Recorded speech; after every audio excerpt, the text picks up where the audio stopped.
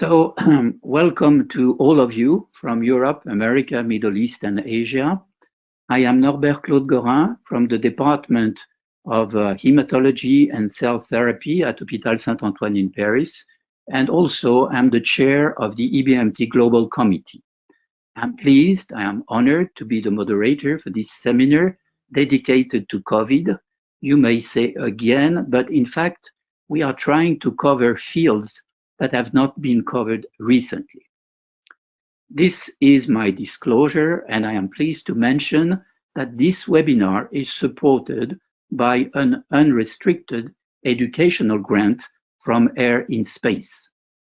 We have 3 worldwide renowned speakers, and I'm grateful they accepted to participate. The first one is Jean-Philippe Desly from Commissariat à l'Énergie Atomique, and he is an expert on prevention of contaminations between people. He has worked very much on prions, but he will cover not only prions, but also SARS-CoV-2. The second speaker is Bruno Canard from Marseille, and he is an expert on drug discovery and development of therapies against SARS-CoV-2, the disease, not vaccination, but treatment of the disease. And the third speaker is Patrick Berche from Hôpital Necker in Paris and Institut Pasteur in Lille, and he will review for us the various vaccines and try to find which advantages and maybe caveats some of them may have. Please do not leave immediately after the last talk, because we will have at the end a general debate. I would like now to introduce this seminar with a few slides. First of all, here is our enemy, the SARS-2 virus. This picture that everyone knows nowadays is probably the picture that has most circulated in the world in 2020, and it's much more famous than any politician, movie star, or football player. If we look at the statistics of the Johns Hopkins Center in Baltimore, in September 2020, 4 months ago, we had almost 30 million people infected and 1 million dead, with a crude fatality rate of about 3%.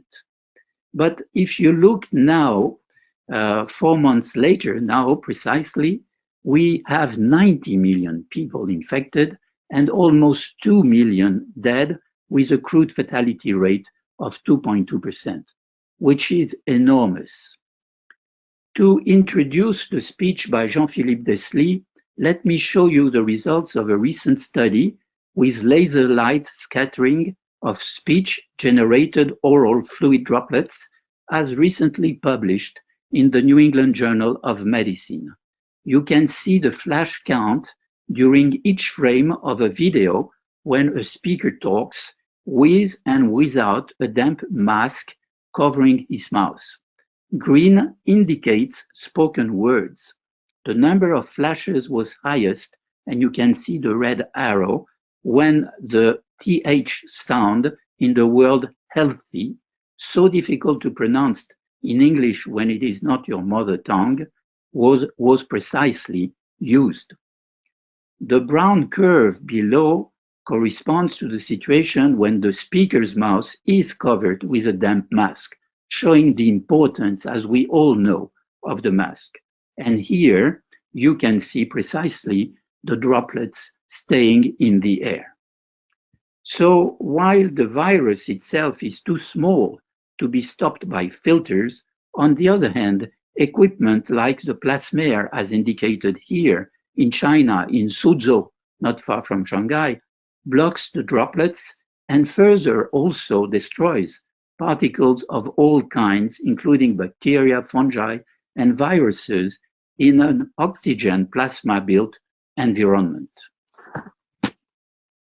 And here, in Shanghai, in Ruijin, biocare rooms with negative pressure in the room to protect the medical and the nursing staff taking care of the patients. For our second speaker, a major topic at a time when everyone is concerned by the vaccine is whether we will find in the end, therapeutic tools to treat the disease itself. I took this slide from the presentation of Bruno Canard himself. We all know that many molecules that gave once hope, in fact, do not work. For instance, remdesivir, lopinavir, ritonavir, sofosbuvir, hydroxychloroquine, and so maybe Bruno Canard will find something else and will be more optimistic than I am at the moment. A few months ago, I discovered by pure chance on the web a molecule, opaganib, which combined with remdesivir in vitro was considered synergistic in destroying the virus. But so far, nobody speaks again of this molecule, and I have no idea whether the trials which are going on are going to be positive or not. Finally, for our last speaker, Patrick Berche, I have 3 introductory slides. The first one that I also took from a review Patrick Berche himself wrote recently shows us again, as we know, that we will soon have numerous vaccines with different properties, and Patrick Berche probably will explain us the different properties. But this second slide, in my view, is very interesting because it addresses an important question whether we can use a single dose administration of intranasal vaccine. And this is a trial ongoing with the Oxford AstraZeneca vaccine. And this will be probably a question for Patrick Berche because the protection might be much more important with production at the local level of IgA immunoglobulins. And the third one is this slide from the CDC. It's the first report on allergic reactions following the Pfizer vaccine. As you know, some people are concerned, some people are anxious, but as you can see on this slide, about 2 million vaccine injections so far have been done in the world using the Pfizer vaccine. And you can see that there were only 21 confirmed anaphylaxis shocks with no deaths, so that the incidence is about 11 per million infusion, which of course is very reassuring. I am finishing my presentation with this last slide, probably to frighten everyone and to tell you that the story, unfortunately, is not over. The mutation E484K observed in the receptor binding domain, RBD, of the virus results in a considerable decrease in the effectiveness of the neutralizing antibodies, and this might question the vaccine efficacy in the future if we are of the present vaccine efficacy in the future if we are unlucky. So having said that, now I would like to leave the screen for our first speaker, Jean-Philippe Deslys, and remind you that there will be a short live discussion at the end of the webinar. Thank you very much and see you in an hour.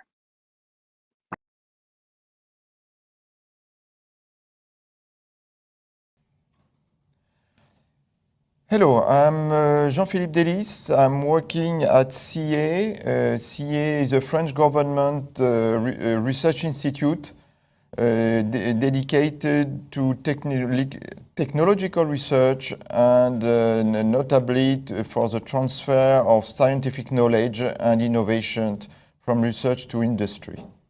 My interest disclosure is the following. I'm the author of several patents on a prion test which has been licensed by my institute to a private company and has been the main test sold during the worldwide crisis linked to BSE, in other words, the famous mad cow disease.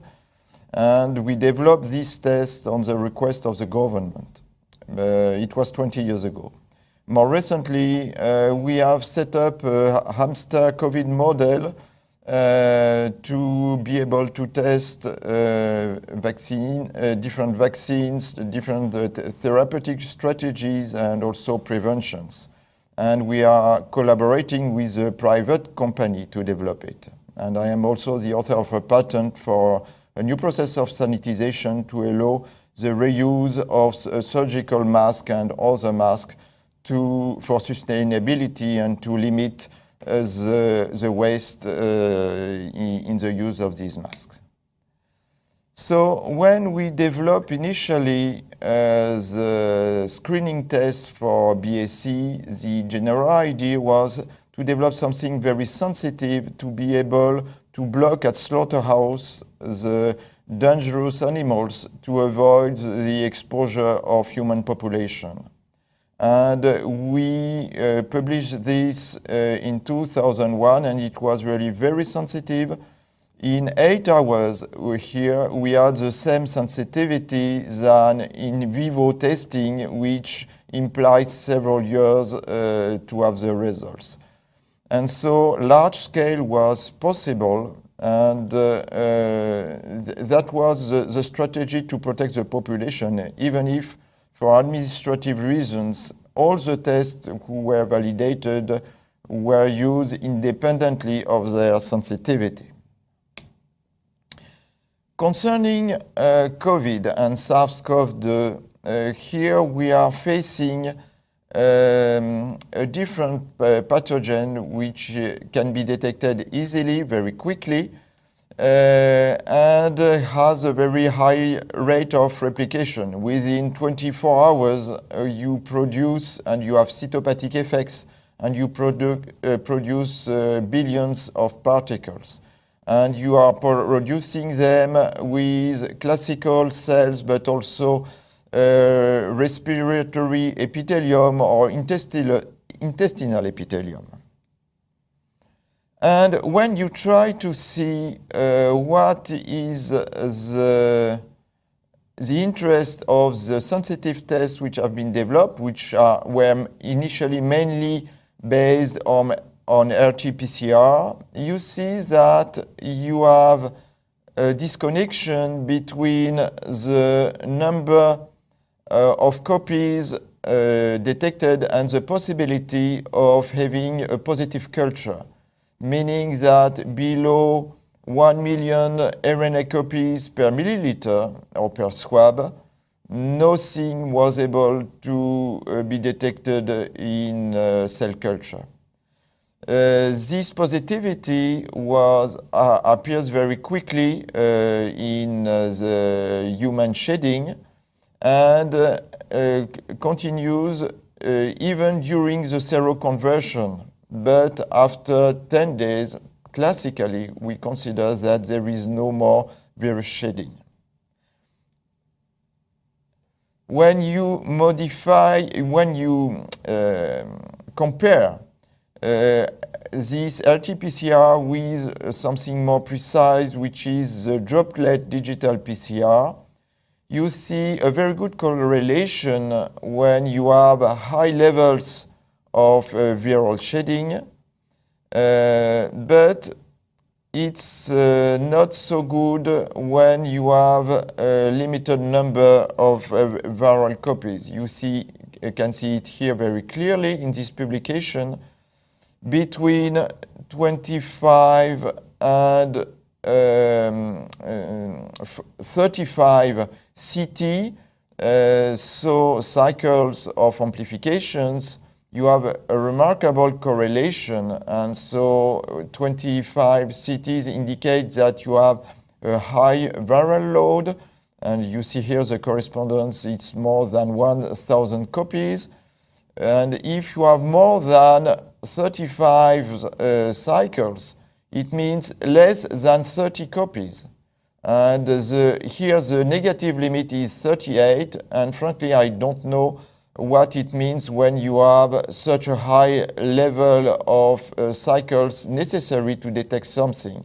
And today, some tests allow cycles up to 45, and the relevance of such a high number is questionable. And the concern with the kinetic of COVID is the following. You have infectivity during a very limited window here.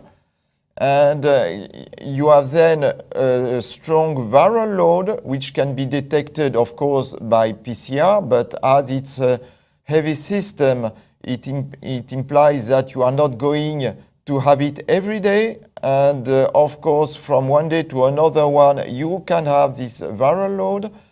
And then is the interest of low analytic sensitivity with antigenic tests, which are 100 to 1,000-fold less sensitive, but which can be duplicated very easily and even done routinely at home if it was necessary. Whatever, you see that these different tests are not adapted for a good detection of infected people, because you need to test the people at the right moment, and it's a very limited window. And you have all this post-infectious positive window, which is detected with sensitive tests as PCR, and which are not very relevant for the containment. On the other hand, this sensitive test could be used to pool samples and like that to allow to extend widely the detection in the population. But very few countries are using this strategy, unfortunately. So in this paper, in New England Journal of Medicine, the authors are insisting on the necessity to stop focusing only on test sensitivity, but to understand the context of how the test is being used. Another problem is linked to the fact that many patients have a different comportment, and you have notably this phenomenon of super spreading, which has been described many years ago. And this phenomenon occurs with the different viruses, including SARS, and it means that almost 80% of infections are linked to only 20% of infected people who are spreading.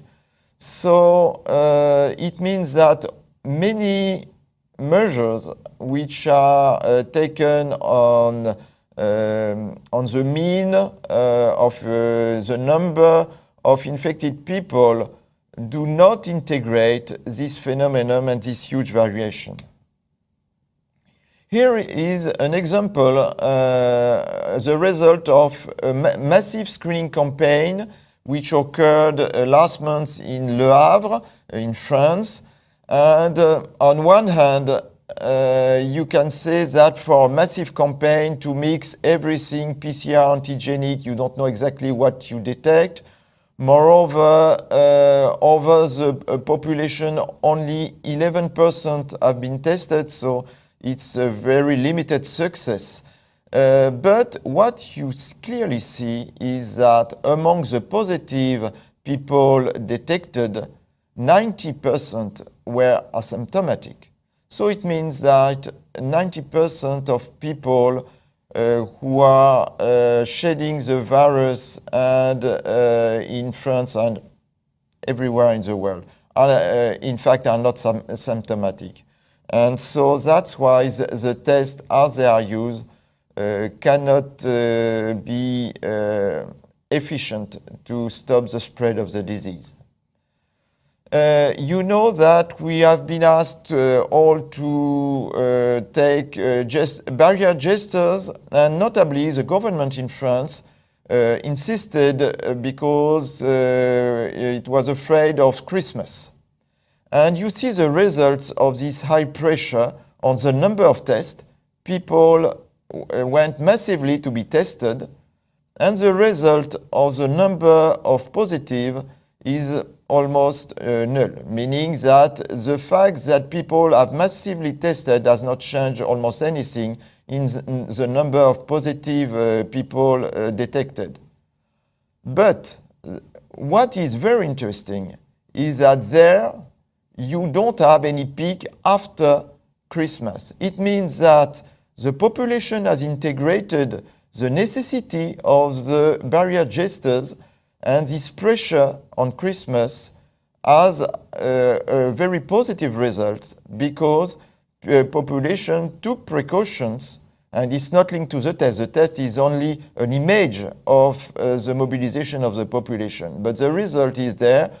You don't have a peak 1 to 2 weeks after, while in other countries, as in Portugal, you have a clear effect linked to Christmas. Another example of the efficacy of barrier gestures is the effect of the other respiratory diseases, which have almost disappeared. All the winter viruses have been depleted up to 100. It's incredible. No influenza, no gastroenteritis, no bronchiolitis, while it was, there is here no possibility of vaccination, and it was said that it was spreading between the babies, and in fact it demonstrates that it's the adults which are responsible of bronchiolitis, and but no impact on rhinoviruses. So that's very surprising. And the effect of mask is seen here because it's one of the gest barriers. It's interesting to see that between Hong Kong and Singapore, the evolution appears to be linked to the fact that in Hong Kong, people were wearing the mask in a preventive way, while in Singapore at the beginning, they were waiting to have symptoms. And if you look at a wider scale, the 3 countries where the masks were massively used, with other strategies, of course, have not at all the same development of the disease in the population. And in South Korea, half of the cases were linked to religious events where no masks were used. So you have a clear effect of airborne and aerosol or droplets. And you know that in the physical distanciation, WHO recommends 1 meter, CDC recommends 2 meters, but from the different publications, you see that in fact, these are based on very old publications on droplets and aerosols. And the modern science says that it's not at all the real situation.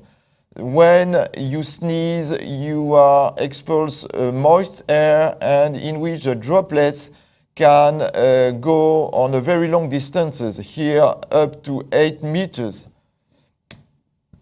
And there is a very interesting episode which occurred in Hong Kong linked to SARS in the Amoy Gardens, where an initial contamination occurred in one building, massive contamination, 99 cases. And depending on the wind, the other buildings were concerned or not.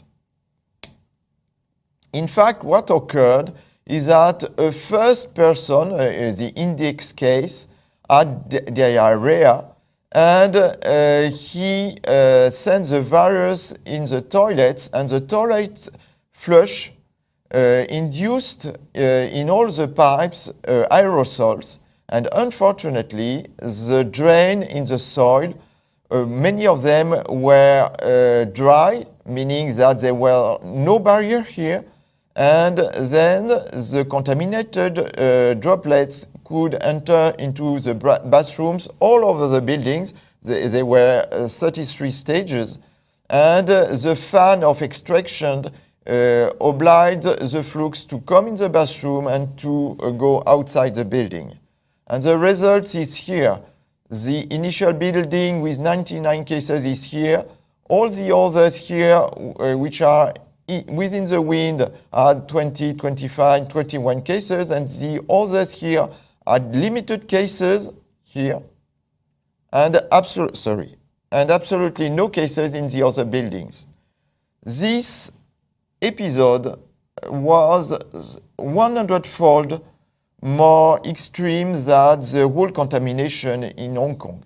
So it was an extreme episode, but the simple fact of the respiration implies shedding in exhaled breath, and the mask efficacy has been proven in several publications here on droplets over 5 microns, here on aerosols. And interestingly, you see that it's more efficient on coronaviruses, 0 transmissions versus 30% for droplets, and 40% for aerosols versus 0. It's also efficient for influenza, even less efficient here. It's efficient on droplets, but not on aerosol, and it's not efficient at all in this experiment on rhinoviruses. 20% versus 28 without mask, 38 versus 50. So the interesting thing is that the majority of participants with influenza and coronavirus did not shed detectable virus in their droplet of aerosols. It means that the concentration was weak, but as the breath collection was conducted for 30 minutes, that implies that long exposure, and so that prolonged close contact would be required for transmission to occur. And it has multiple implications when you stay for a long period in a closed area versus outside. So all these masks have different efficacy. You see here the worst one, neck gaiter or banana, the best one, FFP2 or N55 or surgical masks. And when you visualize the droplets, here with a face shield, you see that it's absolutely catastrophic. With an FFP3, which is an N55, but with an exhalation port, you protect the patient, but you contaminate all the environment by the exhalation port. So it's a catastrophe. With FFP2, it works very well. You see here why your glasses tends to be plenty of fog. And when you look at a surgical mask, generally it works properly, but it can be also a catastrophe depending on the brand, even if they are supposed to be all surgical masks. You have also the problem of fomites, meaning the carriage of coronaviruses on surfaces, so very well known by veterinarians. And it depends on the temperature. During winter, here when it's cold, it can stay with no decrease in infectivity during 2 weeks. 1 week at 22 degrees and more limited when you increase temperature. So there is a problem of vomit. You can evaluate all this in the model of golden hamster, which is a very nice model which resembles what is observed with mild COVID-19 in human. So there is a lot of production of viruses, decrease after infection. By contact, you can transmit it, direct contact to other hamsters. It can be transmitted by aerosols, but limited transmission by fomites. And this model can be used also to evaluate the risk linked to variants. And you know that the English variant, for example, is replacing the initial strain. And you see here an illustration in the hamster where in exposed naive animals, the normal virus needs 4 days to be transmitted, while the variant is transmitted within 2 days. So the risk of variants is amplified when you have an intermediary host, and notably when you have exchanges between this host and humans. And it's very well known with prions. We use this approach to select variants by changing host, and like that we allow the emergence of new strains. Here, people were very anxious to see that there was wide contamination of mink in Denmark, and on the tested employees exposed to mink, almost 70% had infections transmitted by mink, which themselves has been contaminated by humans. And so Denmark decided to cull 17 million of minks at the end of last year. And another problem is that it has been seen that it could be COVID could be transferred from mink to cats through mink manure. So what could happen in wildlife populations? It has been detected in Denmark, Netherlands, France, Italy, Spain, Sweden, Poland, Lithuania, Canada, United States. Surprisingly, officially, nothing is detected in China, even if it is a very big producer of mink fur. And now the WHO mission should have access to information in China to try to identify the origin of COVID outbreak. And of course, mink is highly suspected. Another suspect are raccoon dogs. They are a very nice intermediate host, and they transmit from contact to contact and develop no disease, but they replicate the virus in their nasal upper respiratory tracts. So danger here. Another problem are cats, because they can be silent intermediate host, and so the recommendation would be to take away of cats where you are infected, to try to limit the risk of transmission and cross-contamination between cats and humans. And cats are known to develop a problem of antibody-dependent enhancement with coronaviruses, meaning that the antibodies are favoring the infection instead of neutralizing it. And so it's a real problem.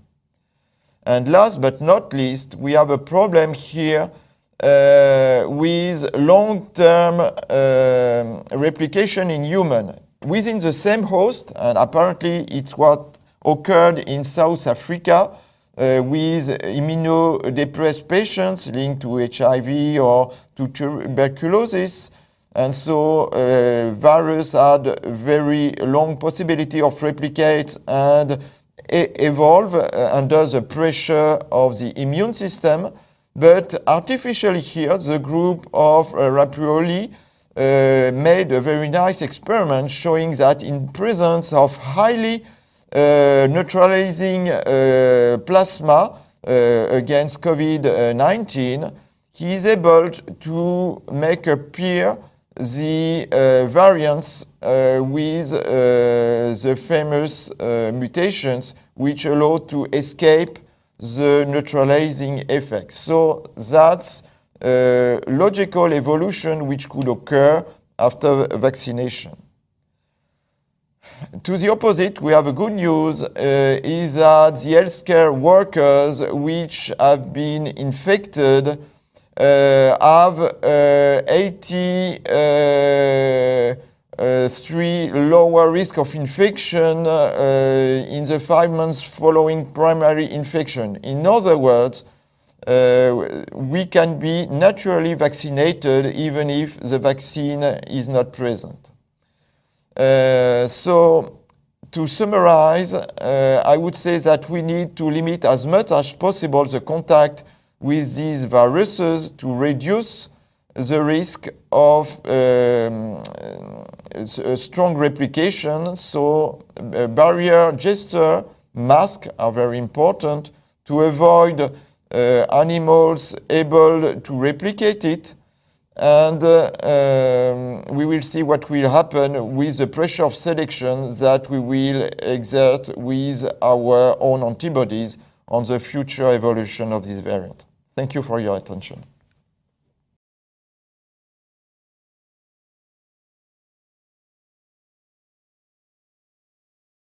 Thank you very much for inviting me to this seminar. I'm going to talk about the coronavirus and the SARS-CoV-2 mainly, and the present context. Hope I'll give some science into where we are at the moment and how science can help in developing countermeasures against this virus. So, first of all, we're going to talk about emerging viruses, and I'd like to put this quote of the Surgeon General of the United States back in the 60s, when we were very proud of the achievements, mainly of antibiotics, where the surgeon said that the time has come to close the book on infectious diseases. We have basically wiped out infection in the United States. So as we see, this is far to be true now, and because of the virus as we experience, we see. And before that, I will give few words about where we come from and where we are heading, and in comparison and to the current pandemic.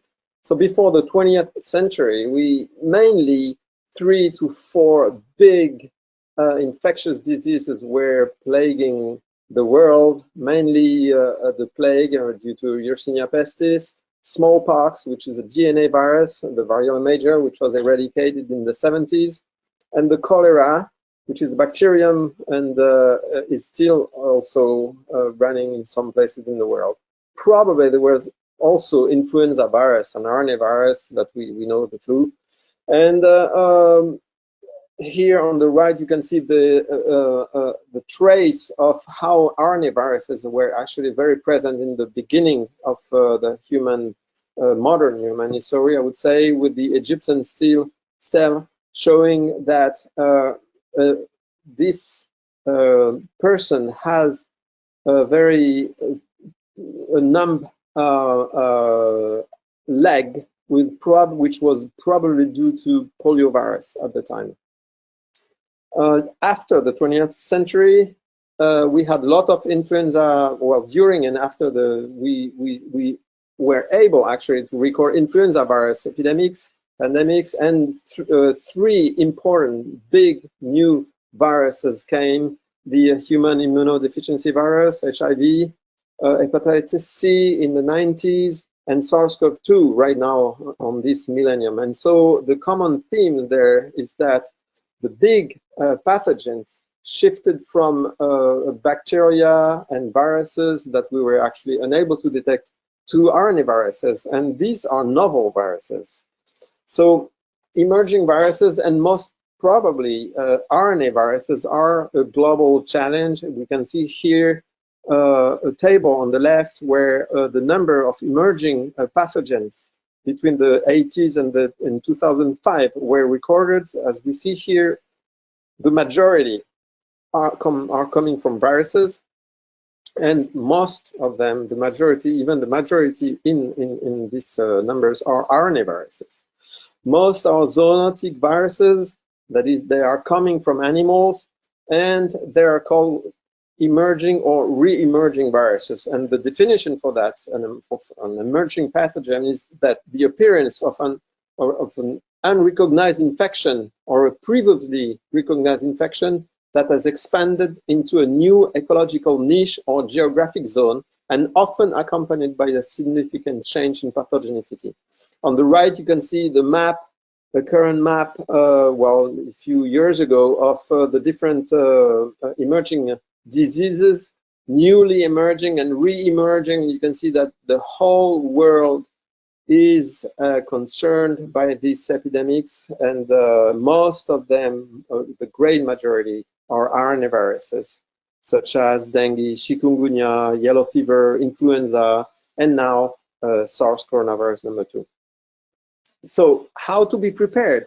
To be prepared against these viruses is to address 3 different things. The first one is where the virus come from. They come from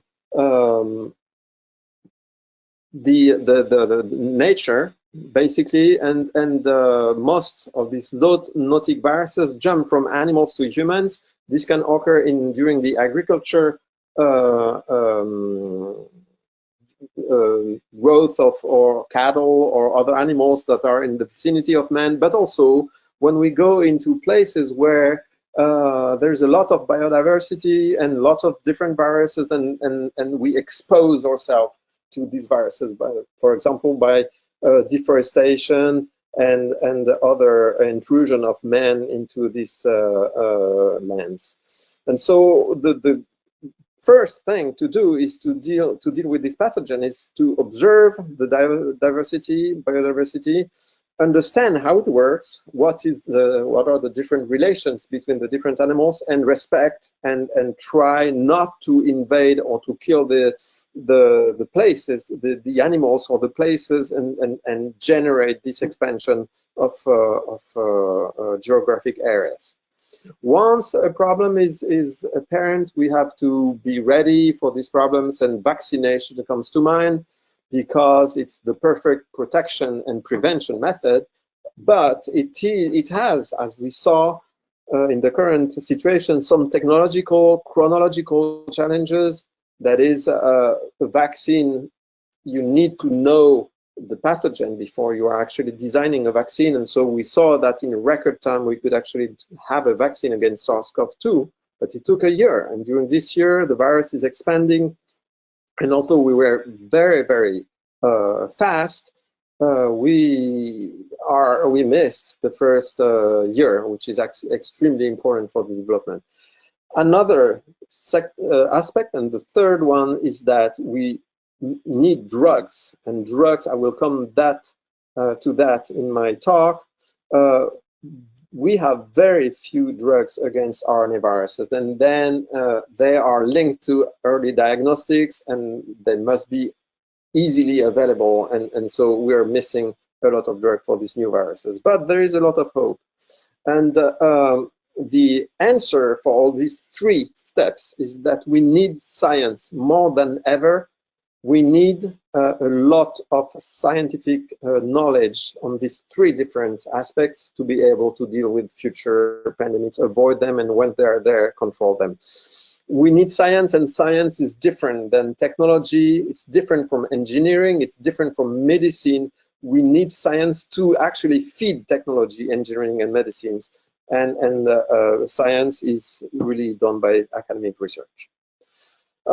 This is a very old slide which presents how to anticipate against RNA viruses. I presented this slide in the early years of 2000, when I was actually involved in a big European project called Visier, where we reasoned that if we study viruses in general and have crystal structures and mechanisms and character the mutations, the genomes of a family of all families, big families of virus, and have ready all this science that takes a long time, if we had an outbreak somewhere and we identify very quickly the virus, and this can be done really easily by sequencing technology, novel sequencing technologies, we identify viruses and sequence, and then these viruses, most of the time, they resemble virus that we already know. And so here, for example, this novel virus really looks like a rabies virus, and it must be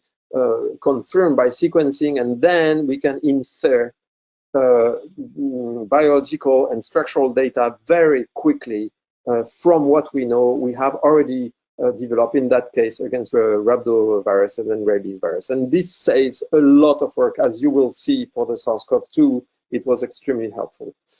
Coronaviruses, I will talk about three very important aspects of coronavirus biology and molecular biology: how they enter the cell. The entry of the cell can be compared to a key and a lock. The replication machinery, which is the engine, how the enzyme actually do replicate and reproduce the viruses. and also other targets that are assisting all these two other different aspects of the virology, the virus cycle. The classification of coronaviruses, they belong to a very large order, which is called the nidovirus, nidovirales in Latin, that has to deal with the way they replicate in their cell. They encompass a lot of animal pathogens. And as you see, they were before 2002 and 2003 for the first SARS epidemics. They were mainly animal pathogens, and even now, only 7 coronaviruses are known to cause human diseases. 4 are not really dangerous. These are the HCoV 229E, OC43, NL63, and HKU1, and 2 members of the clade beta are the SARS-CoV-2 1 and 2 and the MERS, which are actually the dangerous pathogens that we know of this family. Why are they called coronaviruses? They derive from their shape and their appearance under the microscope. On panel A, you see the virus, which resemble the virus particle, which has these little spots on the periphery, which were reminiscent of a corona, a crown in Latin, and so that gave the name of the species. The corona are a family of positive stranded RNA virus, one of the largest RNA genomes, which can go up to 32,000 nucleotides, which is really a lot and has a lot of coding capacity. A lot of proteins are coded by these viruses, which are actually giant-like RNA viruses. Before 2003, as I said, and before the appearance of SARS and MERS, they were only known to cause common colds in humans, respiratory diseases that were benign. And the SARS epidemics changed that. So how do they emerge? How do they pass on to humans? Well, they almost all have an origin which goes back to bats. And bats harbor a lot of different coronaviruses. And in some cases, these coronaviruses can go to an intermediate animal, produce an infection, either productive or transient infection, and then sometimes this infection is actually transmitted to man.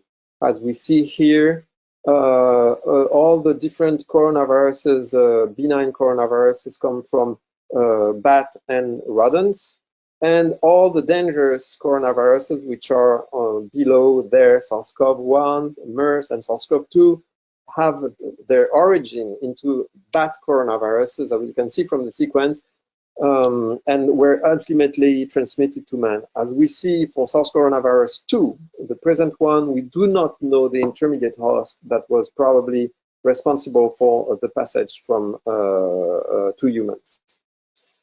So back to 2003, SARS coronavirus emerged from bats, went to civets, and these civets, because they were sold on markets for food, jumped to humans and then began a human-to-human transmission, which is actually the hallmark of a pandemic. And it started in China, then went to Hong Kong and Taiwan, Singapore, a flight to Canada, and then there was an outbreak in the world, which was contained as the virus was not really transmissible, but was pretty dangerous, with a case fatality of a fatality case ratio. About 10% of people were actually dying of this virus.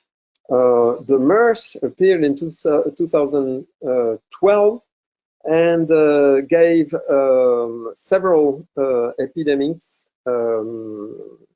peaks here on this this graph, and you see that the epidemic is still ongoing actually, but this virus is much less transmissible. So far we have 2,500 cases in the world, but the fatality case ratio is pretty significant, with almost 35%. And again, bats were at the origin of the disease, transmitted to men and camels. SARS-CoV-2 appeared in 2019, as we all know, and this is already an old slide. Old slide means it was taken in October, and you can see that the rate of the pandemic is actually incredibly high, as we see that for, now we have 80 million people, 2 million deaths, and only 3 months or 4 months away from this number. We were on this slide half the number. And it's still counting with no really signs of decrease. So how science can help and will help and is actually helping a lot right now for the COVID? Well, we have to, the first thing is to really understand how the virus works, because we cannot really work blindly and have only countermeasure. We need drugs and vaccine. And here is an indication of what is the viral life cycle of the virus. So the virus is actually entering the cell into a process called endocytosis, where there is an invagination, binding of the virus, invagination of the membrane, and the virus is traveling into this membrane until it is released by a process that I will describe later, called fusion, releases all the material inside the cell. The viral enzymes are actually generated by translation on the host machinery. The engine here, as I showed in the slide, is synthesized and replicates this RNA, which is later put back into a vesicle exactly the other way, the reverse way of the entry through fusion, and then invagination and release of millions of viral particles upon infection. And these two processes really share a lot of things in common, as I will show in the remaining slides. So the entry is really dependent on these proteins that you see here on the slide, which are called the spike.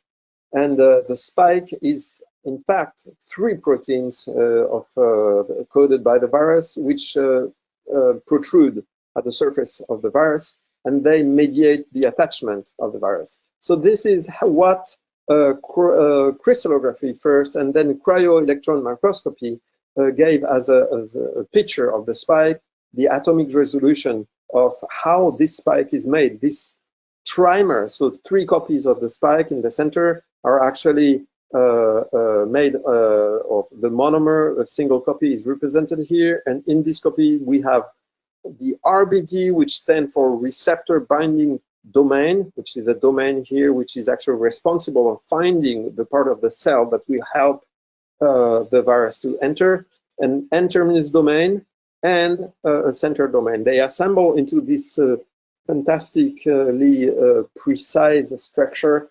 If we see on the right the structure from the top, and we see that we have 3 different binding domains that are able to attach to its receptor. In this case, the receptor is called the ACE2, which is angiotensin converting enzyme type 2. How did that work? So this domain is actually binding to ACE2, but it is not only binding that promotes entry. It's like a key with a lock. We have the RBD, which is binding to ACE2, and then it needs activation, a little bit like when you have the key in the lock, you would put it in the lock, but then you have to turn the key to activate and make the door open. It is exactly what is happening here. Once bound to ACE2, the protein is actually opening up, losing up, and this allows the inversion of the membrane and release of the material inside the cell. So ACE2 is the cellular receptor at the surface of the cell. Its presence and sequence defines which species are infected. Of course, if we have a lock which is not able to receive the key, it won't work. And so it is not only defining the entry process, but also which animal and which cell and which tissue is going to be infected by the virus. That's why the ACE2 being expressed a lot in lungs, arteries, heart, kidney, and intestine, the virus will substantially enter in these cells to provoke pathologies. So how this activation is made is cellular proteases, enzymes, actually bind to the spike and cleave. And how they bind to a very peculiar site, which is unique to coronavirus SARS-2, here represented in this orange box.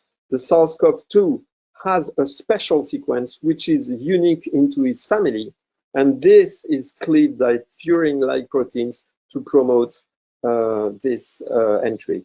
So several cleavages are required to achieve membrane fusion, at least 2 cleavages, and the efficiency of the cleavage is actually determining the infection efficiency.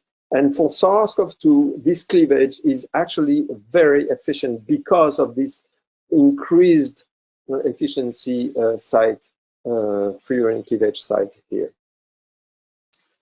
How is this species specificity determined is shown in this slide, where you have another representation of the spike protein with the RBD, and you can see that the different amino acids that are changed in the RBD in the protein actually are specific of species. For example, we have rat and rodents that have this specific mutation for 9-3 at this position. It's not a mutation, it's actually the sequence that defines the species. And one can map exactly the different animals that have the different that have receptors binding to these different amino acids. The NTD is also a site of specificity, and many different work now, sequencing work, are devoted to really understanding how amino acids at this position mediate entry. This is a very useful map, because whenever we sequence a new variant, we go back to this map and see where this variant is actually prone to emerge, and which animal, which cell. If we go further into the definition of molecular atomic definition, here we see what can be determined by cryo-electron microscopy. Here we see that this is a picture of pink and violet of the RBD bound to this receptor. So we see that this surface is like the glue, or the binding surface here is really determining the affinity. If we go further into resolution, we can map this to atomic details, which amino acids are actually bound. If we go further into definition there, we can see precisely which are the amino acids which are binding and giving affinity to the receptor. Here, 2 of the important amino acids that have been detected into the South African variant. For example, this amino acid at position 484 here, and when it is mutated from E to K, it increases the affinity for the receptor. So we can see that an increase in affinity is actually an increase of binding, and so it translates into an increase of infection. And we can model the different mutations here that will actually decrease or increase the affinity. So basic science here is actually absolutely key to predict the efficiency of infection. And of course, because antibodies elicited by the vaccine will map to these precise sites, it also predicts the success, helps to design very good therapeutic antibodies and vaccines. Here is an experiment about the anticipation, how science is going to be very helpful to anticipate what is coming. So in this series of experiments, researchers have taken the first RBD from the first isolate, the Wuhan virus, and they have evolved it in the lab alone, not into an infectious virus, but into mutated forms of RBDs. And they see that they can actually increase the affinity, if we go to the left here, the different curves are titration curves of these novel receptors, and they actually record the mutation. And what they see is that, for example, the mutation 501, which is found in the British variant, is actually increasing at least 2.5-fold the affinity of the receptor. And if you see, for example, that if you addition this mutant 501 to 484, you increase the affinity about 13 times. So it is actually worrisome that, but the prediction of this experiment is absolutely key to anticipate what is possible to come in the future, and really be prepared to incorporate this mutation into vaccine. So what can we go further here? So the people doing this experiment actually took this variant and included into another experiment and redo the process of selection, and they could actually come to variants that have, as you see here, an affinity of 2.5 picomolar between the receptor and the RBD, which is 600-fold higher than the wild type, which is here 1.6 nanomolar. So you can see that we have these variants do not exist yet. The mutations and the variants exist in the laboratory, but this is what we can expect. This is bad news. We probably will see even much more infectious variants coming in the few months. So we really have to get faster than the virus, vaccinate and contain before we can see these variants appearing. This is a table that summarizes what I've just said. We can actually map the different positions here on the residues, see what is actually possible to get in the laboratory, you know, on the intermediate position there, and what we actually observe on the circulating variants there on the bottom where I showed. And we see that some of the mutations have already appeared, like 484, 501, 477, but novel mutation can actually appear at position 380, 58, 460, etc., etc. So these are the more worrisome variants that are expected in the future. In my next piece of work there, I will present what can be done on the replication machinery, which is really the engine, how this engine can be stopped.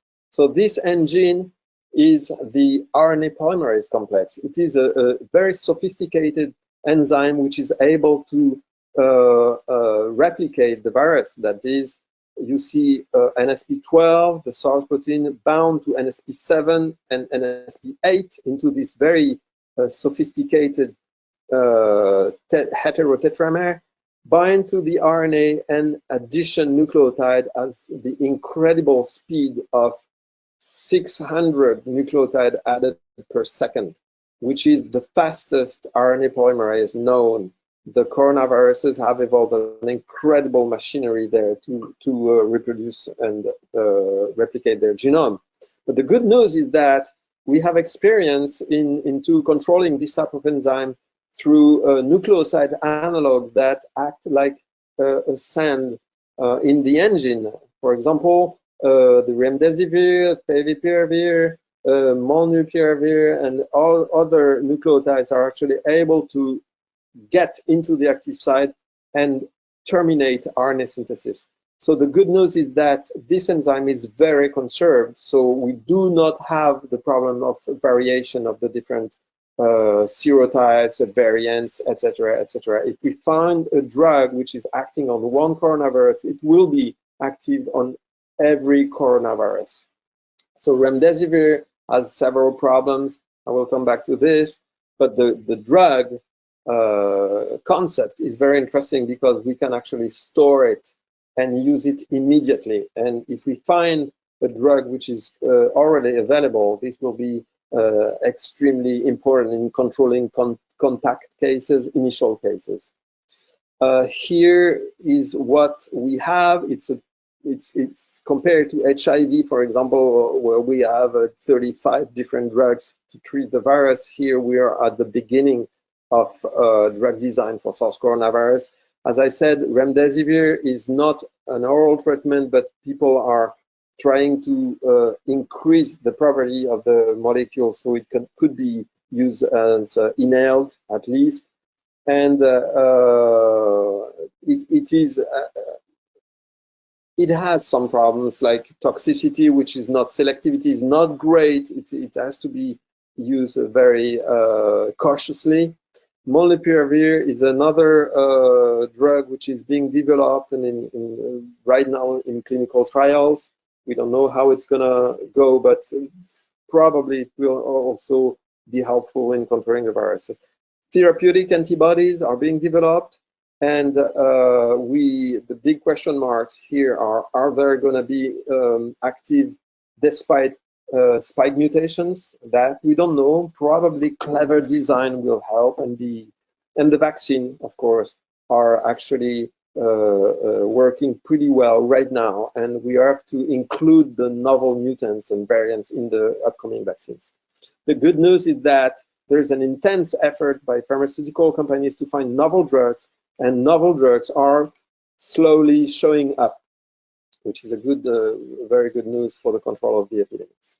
So other targets, other enzymes are being investigated, and this is a summary of the different parts where we could actually act, and where people have been trying to repurpose or position existing drugs. So, for example, hydroxychloroquine has an effect on the fusion of the virus, but unfortunately, this works in the lab, but does not work on patients because all the cells, lung cells compared to cells we use in the lab, they do react differently to hydroxychloroquine, and so it doesn't show any interesting efficacy. We have a lot of other other drugs that have been used and tested. Most of the time, the effects are not great. They are useful, but they are not the miracle drugs we're expecting. We have to be careful that some of the drugs have been used and repositioned without any scientific basis, really. Like lopinavir and ritonavir, a lot of work has been done on that, but it's not really helpful, and there is no scientific basis because the protease of the HIV, from where these drugs are derived, is not the same as the SARS protease. Oseltamivir, which has some very minor utility in flu, has absolutely no use in SARS coronavirus because the enzyme which is targeted by Tamiflu or oseltamivir is not present in SARS. So we have to be really keep the science serious there. As my last slide is a proposed action map for therapy. What we need first is absolutely, and this was very apparent during the prison crisis, we need absolutely precise, accurate, and fast diagnostics, because without any diagnostics, we will always have patients that come to the hospital too late. So diagnostics are extremely important. We saw also that during the control of the pandemic, it is absolutely required. Once we have an index case and the contacts around this index case, it would be interesting to give a drug as soon as possible to avoid the viral load, which is responsible for firing an inflammation response. And so the infection basically is of two phases. First of all, the development of virus, and the second, inflammation, which is actually causing a lot of damage, because for elderly people and people who are basically more than 65 years old, we have an altered response to interferon, which is actually promoting this escape of virus development and inflammation. And so a successful therapy stands with three type of intervention: diagnostics, early and precise,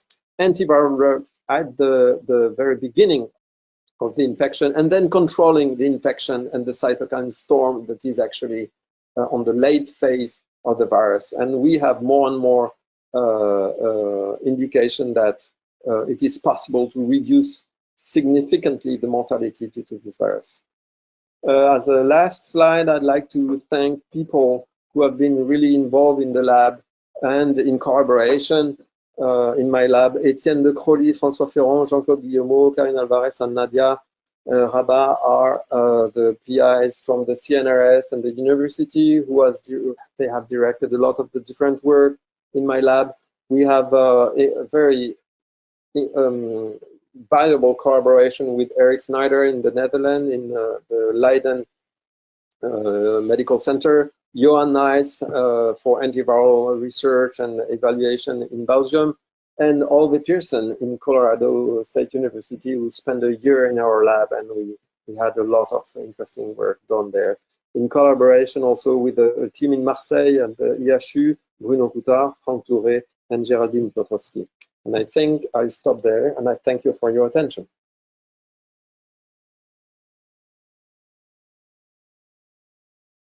I will speak today about the vaccine against COVID-19. A deadly pandemic spread rapidly around the world within few months, resulting in 1.8 million dead in December 2020. This pandemic has induced an economic collapse. How can we get out this unprecedented health crisis since the Spanish flu? The only way to stop the circulation of the virus is to reach herd immunity, that is, protection against contagion of about 60 to 70% of the population. Without vaccination, this can take years with a very significant human cost. The purpose of vaccination is precisely to accelerate this process and to protect vulnerable people against severe infection. It is the reason why many researchers and pharmaceutical companies have entered the race for vaccines using various and sometimes revolutionary technology with the hope to end the pandemic. So the SARS-CoV-2 is an enveloped coronaviruses with a single strain RNA genomes originated from bats. The virus is constituted of four main structural proteins: the S-spike proteins that promote entry in cells, which is a very major antigen for the vaccine, the E-envelope protein, the M protein, and the N-nucleocapsid protein. The virus is transmitted mainly by symptomatic patients via respiratory droplets from cough and sneezes. The infecting dose is 1,000 viral particles. It is relatively stable virus with few mutations as compared to the flu virus. If there is no proven variation of virulence, recent mutants more contagious have emerged recently in United Kingdom and South Africa as a new threat. So the spike protein plays a key role in the entry of the virus. The spike displays strong affinity for a transmembrane receptor called ACE2 for angiotensinogen converting enzyme 2, and a serine protease from the cells cuts spike and allows entry of the virus, and the membrane fusion is achieved, and the genome of the virus can replicate freely in the cytoplasm of cells. So it was important for vaccination to make sure that the natural infection induces protective immunity. That's a prerequisite. Most symptomatic patients spontaneously ill in a few days, but about 15% of patients suffer severe acute pneumonia aggravated by cytokine storm, ultimately resulting in death of 1%. Almost all patients produce antibodies, IgA, IgM, and IgG, and develop a protective T-cell immunity which eradicates the virus and prevents further infection. the protection lasts at least for 6 to 8 months. There is very rare documented cases of recurrence and relapse in cured patients, indicating a strong post-COVID protective immunity. This is reinforced by experimental data in infected non-human primates that acquire a strong post-COVID resistance to nasopharyngeal virus challenge with a strong antibody response as seen in patients. So the virus can multiply during natural infection in the upper respiratory tract to induce immune response, IgA, IgG, and IgM. Protective immunity is due to the production of neutralizing antibody and cellular immunity. EPITOPE pools detect CD4 and CD8 positive T cells in 170% of convalescent patients, respectively. T cell response are focused mainly on the protein spike, but also in other viral proteins.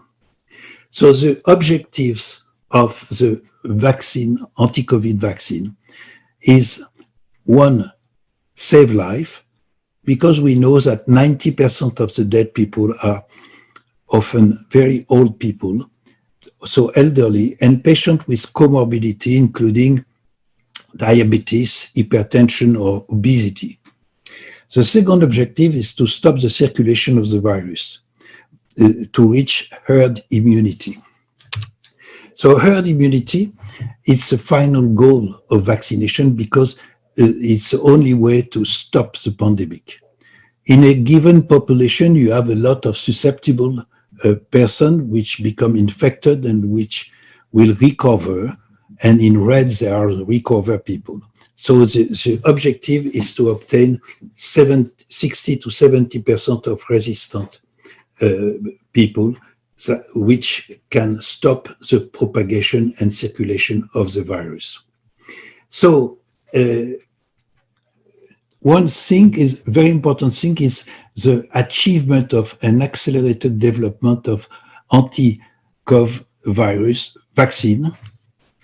The convention, you have two ways. The conventional development takes 5 or 10 years, and the SARS-CoV-2 development took almost 12 months or 18 months. So the development of a new vaccine usually takes 10 years. First, a preclinical research phase in animals define vaccine target, efficacy, and toxicity. This is followed by a phase 1 and phase 2 on dozens of individuals in which toxicity and immune response are tested. Then phase 3, where the vaccinated people are exposed during a wave epidemic, and we compare the protection of vaccinated people to that of control receiving a placebo. Review of result and approval takes 1-2 years in the conventional development. This is followed by phase 4 with a large-scale production of vaccine and diffusion of to the general population. In the case of COVID, there was important pre-existing data indicating the spike protein as a major target defined by previous work on SARS and MERS epidemics. Beginning in February 2020, the phase 1, 2, 3 were overlapping. Due to the emergency, phase 3 was finally completed for some vaccine in November 2020. Licensing was obtained in 1 month, and for 3 vaccines, large-scale production and diffusion began in November and December 2020. This is an unprecedented achievement. So let's see about this, the vaccines that we may have. The race to vaccine, we have more than 150 candidates vaccine in progress. Vaccination strategy was either the conventional methodology using inactivated viruses, as for the flu vaccine, live attenuated viruses, purified protein administered with adjuvant, and innovative methodology using DNA or RNA vaccines. So the inactivated and attenuated vaccine first, the virus for the inactivated virus is very simple. Virus is grown on cell culture and chemically inactivated, for example, by beta-propionolactone. So we have 2 Chinese vaccines and 1 Indian vaccine at the present time used in humans outside Europe. And for the live attenuated vaccine, you have we take the wild strain of virus, and it is weakened by genetic engineering and then injected live in people. And you have 1 vaccine like that is an American vaccine, the Codagenix vaccine. For the protein subunit vaccine, they are based on the production of the spike protein in recombinant baculovirus grown on insect cells, used with adjuvant or incorporated in virus-like particles without genomes, and displaying spike protein on the surface as is shown on this slide. You have 2 vaccines this way. The vaccine from Novavax with nanoparticles phospholipid called Matrix M, and vaccine from Sanofi GSK with the spike protein plus adjuvant. Let's go to the viral vector vaccines. They are recombinant spike and or receptor binding domain based vaccine. So we have a replicative vector, and you have a vaccine from Pasteur Merck, a live attenuated antimorbillivirus vaccine harboring the spike gene. It's in phase 1-2. And you have a non-replicative chemically inactivated vector virus, in adenovirus usually, harboring the spike gene. The most advanced is the Oxford AstraZeneca virus. This vaccine has a big advantage because it can be stored at 4 degrees. So let's go to the DNA vaccine. The DNA vaccine consists of plasmid carrying the spike gene whose expression is controlled by a mammalian promoter. The protein is produced in vivo after injection of recombinant plasmid. The advantage of this technology is the ease of large-scale vaccine production in E. coli and the good stability of the plasmid. However, these vaccines often have a low immunogenicity, and they must be administered with nanoparticles delivery techniques to make them more effective. 4 DNA vaccines are currently in phase 1 and 2 of clinical trials. The most promising vaccine at the present time are the RNA vaccine that have benefited from 10 years of intense and innovative research on SARS, but also on the vaccine against Ebola and Zika viruses. Injected in tissue, we must know that a very fragile RNA is quickly destroyed by cellular enzyme. The innovations consist in developing synthetic viral messenger RNA resistant to degradation and packaged in protective lipid nanoparticle, allowing access by fusion to cell cytoplasm. One use synthesize modified RNA of the spike viral gene or an internal fragment encoding for the receptor binding domain. The spike protein is directly translated in cells and presented by dendritic cells to B and T lymphocytes. So you have 2 vaccines. You have the Pfizer-BioNTech vaccine from US, Germany, and the Moderna vaccine from the US, which are presently on the market. So these vaccines are very interesting because they are so innovative.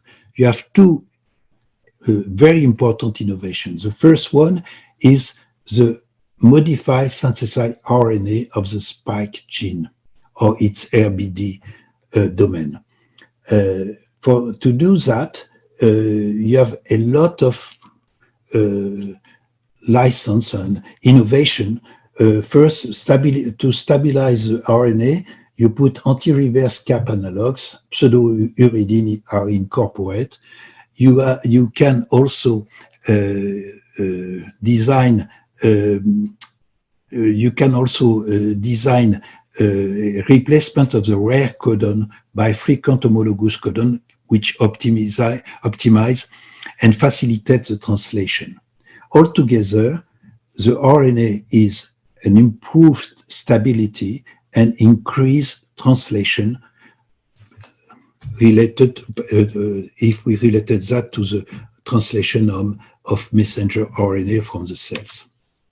So the second innovation of the RNA vaccine is the lipid nanoparticle.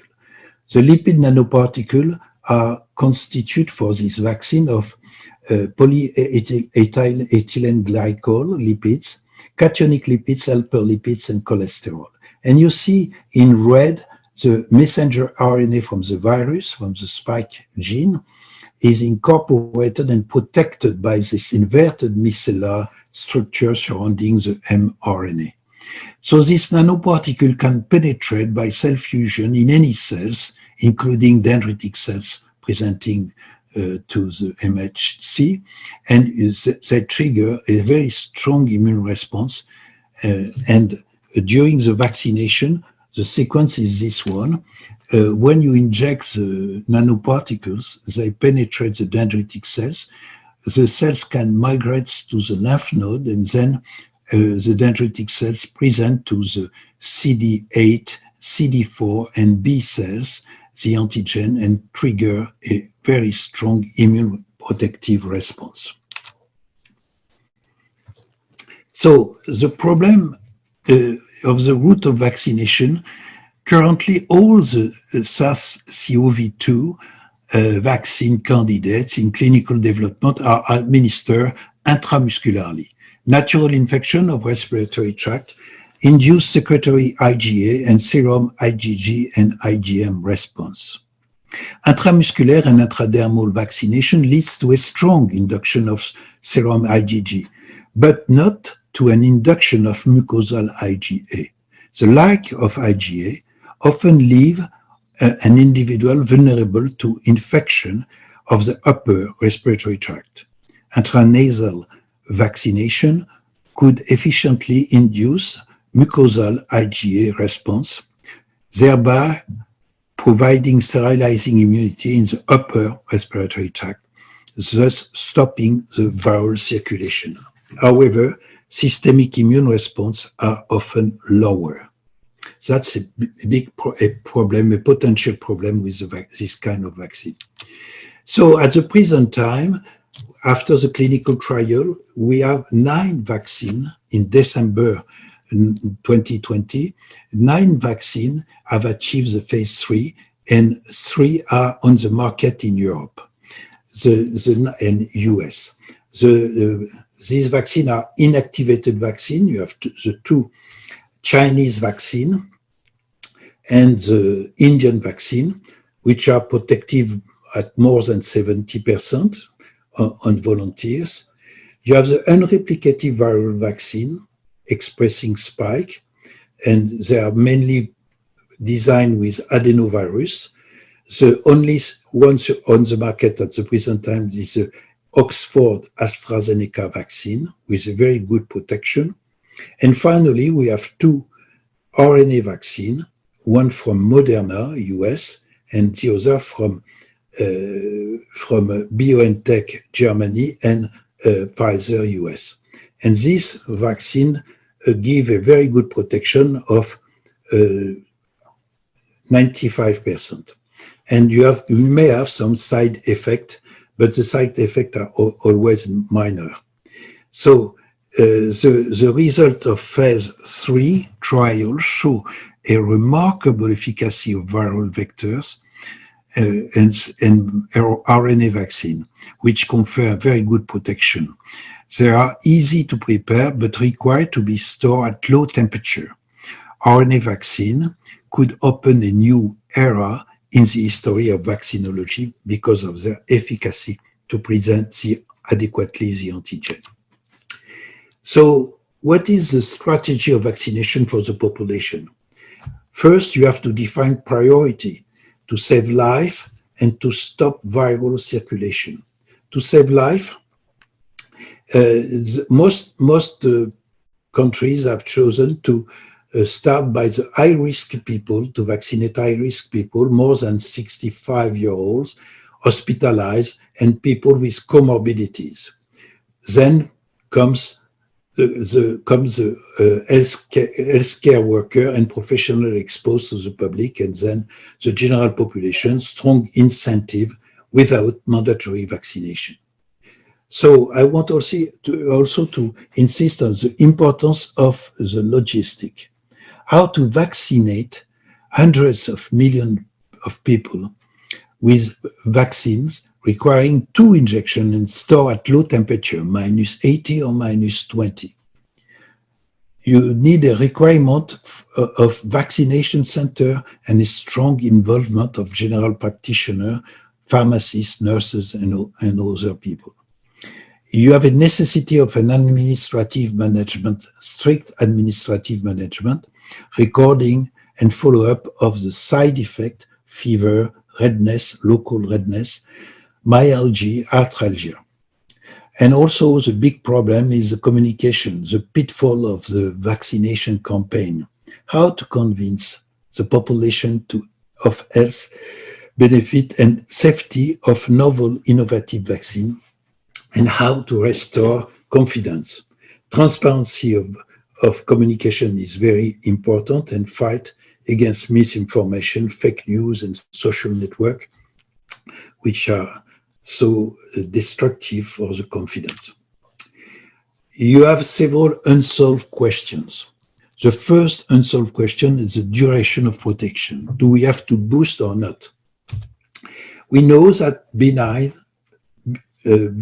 coronavirus circulating in humans since decades, responsible for rhinitis or cold, induce a 2-3 years protection. So we hope that it will be the same for the post-COVID immunity. You have an uncertainty about the contagiousness of vaccinated people, as underlined this point before, because we don't know yet if the vaccinated people can be infected and how long they can be infected, and so if they vehicle the virus. The best route of administration is also to be defined. Do we have to inject the vaccine by intranasal, intradermal, or intramuscular in order to prevent the circulation of the virus? The contraindication are allergy. You have some problem with allergy, maybe some disease like the autoimmune diseases. Who vaccinated? The last question. Convalescent COVID patient, former asymptomatic or healthy carriers. Are they protected? Do they need to be vaccinated? The question will be quickly solved in the next months. I thank you for your attention.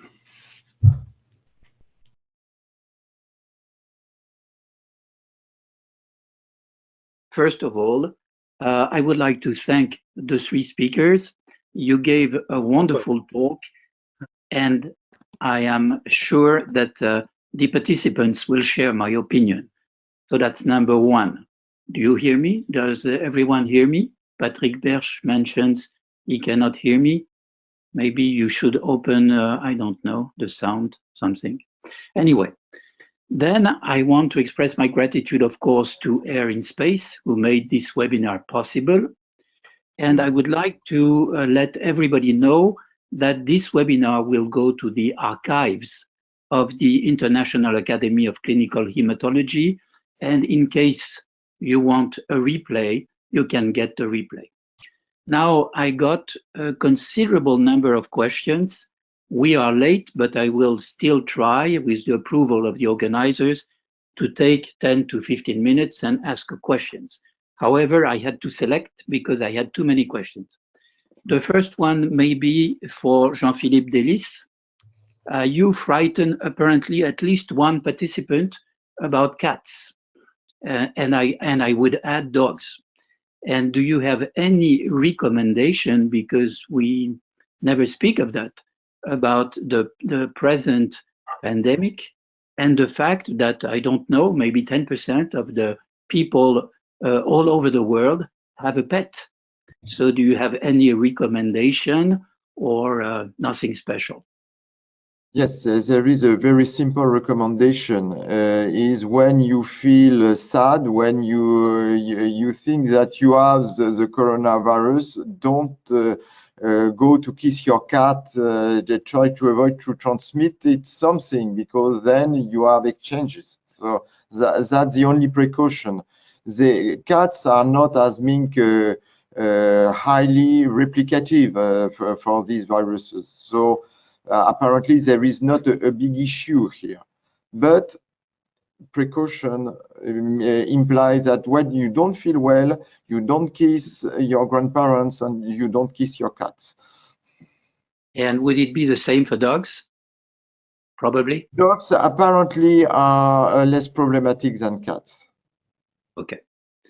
So, all right. Then I selected, as I said, some questions for Bruno Canard. I'm going directly to probably the important points.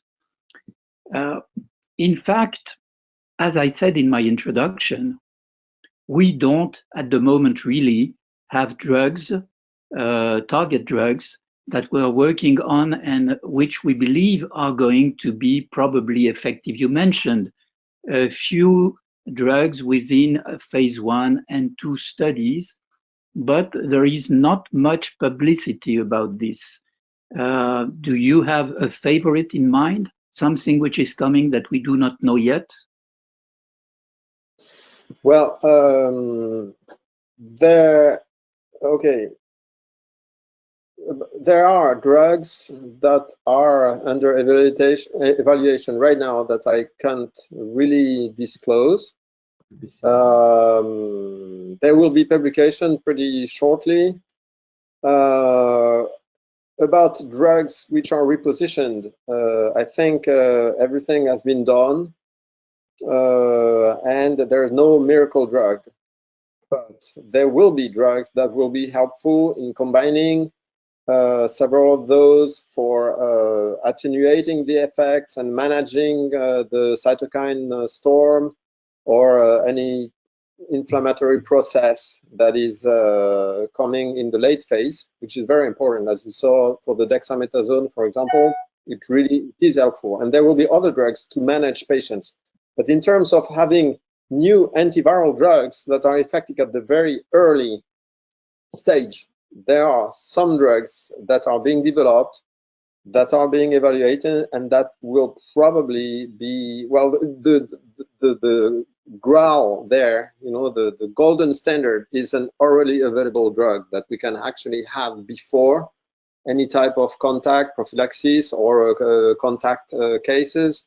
So we cut the viral load. There are few drugs that are being developed. The present drugs, remdesivir, molnupiravir, and are drugs that have a problem. Remdesivir, the problem is known. It is not orally available, and it has probably mutagenic potential because it's a modified base.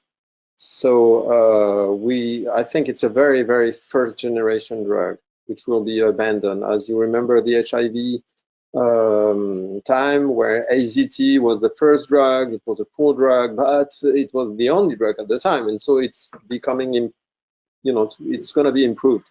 So we're right now at the phase where there will be, everything has been probably done for the repositioning of the drugs, and the novel drugs will take 6 months to a year to come. But the good thing is that they are targeting conserved enzyme, and so the problem, if we find a good drug, it will be active on any type of variant, something like that. So this is the good news. Okay, so I'm jumping because we don't have much time. You also, Bruno Canard, frightened everyone with the, you know, the high affinity for the receptor of the new mutants. And you showed us the curves going to the left with a higher and higher affinity.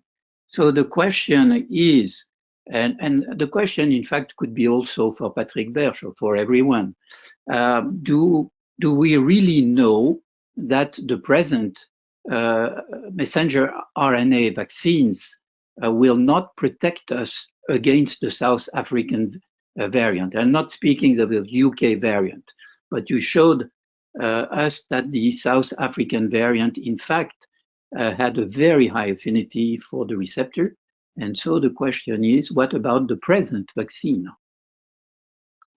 Okay, so it's such a rapidly evolving situation that it's amazingly rapid. So even a week ago, I wasn't aware of what's going on. So every day almost, there are papers coming out, preprints. So we have to be careful about preprints because they are not peer-reviewed yet. But you can see that when the team has a very long history of good science, you know, we can trust what is in there. And so as soon as, even this morning, I was reading a paper and updating my knowledge on the variants. It seems that not only, and it's not, I'm not trying to frighten or, you know, I'm just trying to interpret what is actually written on these papers. And so what I see, what is clearly stated in this paper is that some of the upcoming variants do have some diminished efficiency for the antibodies elicited by the vaccine or the patient's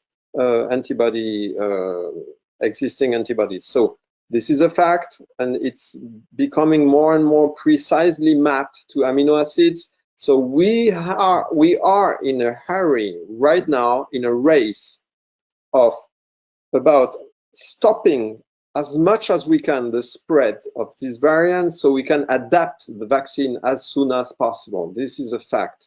The second fact is that if you try to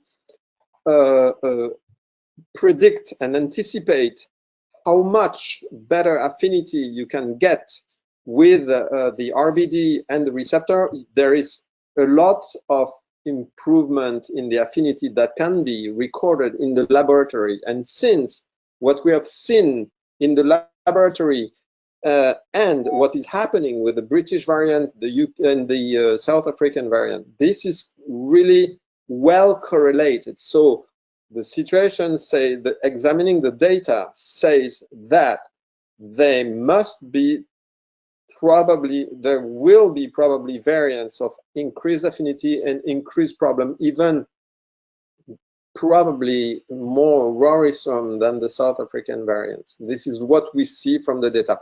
Now we know that nature sometimes plays tricks, and it may not happen, but what we do know today is that it is a possibility. So there are there are two phenomena which are annoying. The first one is that when you treat in vitro with neutralizing antibodies, you are able to push the emergence of variants. So only in vitro, and it's very efficient and very rapid. Second one are the news from Brazil. From Manaus, because apparently we thought that there was a herd immunity a few months ago because more than 70% of the population were infected. And apparently there is a new wave and with a huge mortality linked to a variant. So these two facts combined indicate that there will be a problem. So you are both of you pessimistic. So Patrick Berche. I agree for the Brazilian mutant, but for the UK mutant, I think it seems that vaccine might be very efficient still, because you don't see relapse, for example. When you have 60,000 contaminated a day, you must see relapse with the new variant. It is not the case, first. And second, it has been shown that the antibody are still active on the virus. For the South African what is very impressive when you look at this variant is all have the same mutation separately selected. It means something in terms of structural, I think Bruno Canard might speak about that, but it means something that in very different places you have exactly the same and accumulated mutations that change the conformation. In terms of protection, we know that the neutralizing antibody are less protective, but you have many other epitopes on the spike protein which might impede the virus to escape from the immune system. And also you have innate immunity and cellular immunity. So in my opinion, maybe we will have for some variant to use new vaccine, but at the present time we cannot be sure that this variant will change completely the vaccination procedure. But I had a specific question for Patrick Berche again, along the same lines. Among the existing vaccines today, wouldn't it be reasonable to think that if you take a killed or attenuated viral particle vaccine like the Chinese or the Indian, you might get a larger spread of immunity or antibodies against various epitopes? Would it be, I would say, unreasonable to think that these kind of vaccines might be more effective for the mutants as compared to the RNA existing vaccine of today? You're right. In the perspective, in my opinion, we will have to use several vaccines. And as you mentioned, the inactivated vaccine, which have all the antigen, might be interesting with a lower protection, 60 to 70, like for the flu vaccine. But that might be interesting. More you have a narrow spectrum, more you may have to face mutants that can change the protection. So I think either the vaccine with the spike protein altogether and the vaccine with the kill virus might be interesting to use on the field.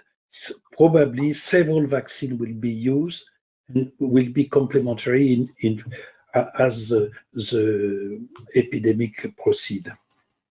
We have 2 more minutes. Would you say that, and then I have a question for the 3 of you, but just to finish with Patrick Berche, I mean, would you do something which clinically seems not reasonable, 1 shot with vaccine A and 2nd shot not with the vaccine A, but with the Chinese vaccine?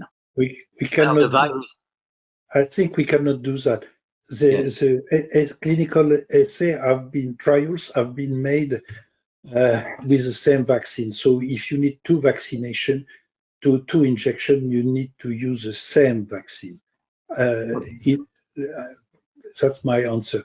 We cannot do other way, because otherwise we don't know.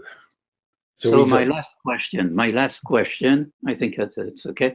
My last question for the 3 of you, and I don't know who is going to answer. You know, people are always frightened. They are frightened of everything, the virus, but also the vaccine. We know that.